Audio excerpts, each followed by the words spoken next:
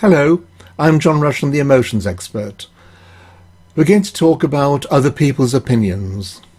We all have opinions. Our opinions are based on how we think, how we feel, our knowledge, our understanding of life, our little bits and pieces, our foibles, how we look at life, how we think, our fears, our phobias, our emotional aspects of life, and a whole range of things like that. So every time we talk, we're giving a portion of that. So we say something, if we're reporting something, we say it in a way which suits ourselves. And quite often, the way people talk, you can understand who they are and why they are the people they are because of what they say and how they say it. And we also say things slightly different from each other. Even if they sound very much the same, it's a slant based on who we are.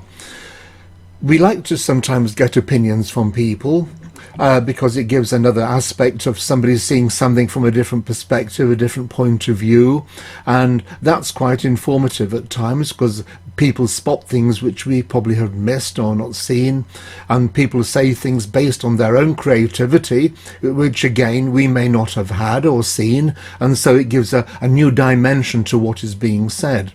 However, at the end of the day, their opinion also contains their fears, their phobias, their anxieties, their tensions, their negativity and everything else. Now, it may only be a little bit, but sometimes that little bit is enough to persuade you not to do what you want to do if you listen to them too much. They may say, oh, I wouldn't do that. Oh, don't know what's going to happen. And that's based on the fact that they wouldn't have done it. And it's nothing to do with what you would have done. You want to do this, hence you're asking them. You want an opinion because there's something in there which excites you, and it really sort of gives you a feeling of you want to do something more and go probably run with it. So when other people give you an opinion, actually listen to what they are saying more closely and not just what they are saying per se. Because if they say, oh yes, it's really lovely, it's really fabulous, what you're saying is good, and then you say, well, what do you think about doing it? Oh no, I wouldn't do that. No. Oh no. And don't forget other people have done that as well. And so therefore they've got an advantage. Well, that is again, that's part of their negativity. And if you want to do something, you do it because the ingenuity of what you want to do and how you want to do it could be the dividing aspect which makes you better than somebody else. It gives you that one-upmanship on how you think and how you feel and how you see something as well.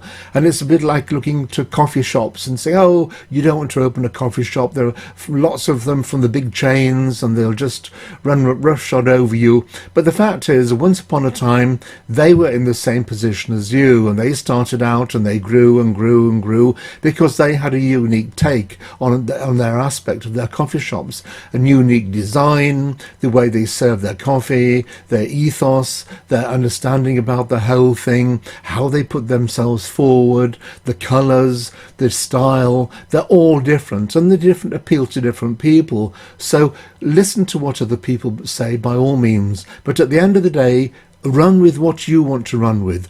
Go where you want to go. Do what you want to do. This is all about you. Take the good things which other people say.